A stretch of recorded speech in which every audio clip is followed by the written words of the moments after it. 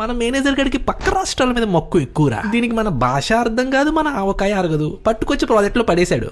మనకు పడదే.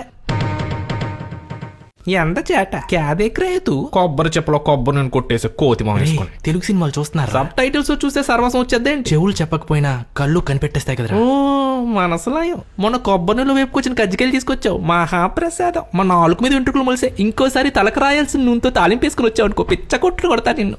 ఆ brown rice biryani ఉందే బాబోయ్, బాడీలో బోన్స్ అని బెంబేలు ఎత్తిపోయాయి. నీ వంట కన్నా మా ఆవిడ వంటే బెటర్. భాషరాని తనకి భరోసా ఇచ్చి ఏ సమోసా కొని పెట్టాలి గాని తన వంటని వెక్కిలిస్తావారా? అందరినీ ఆదరించాలరా.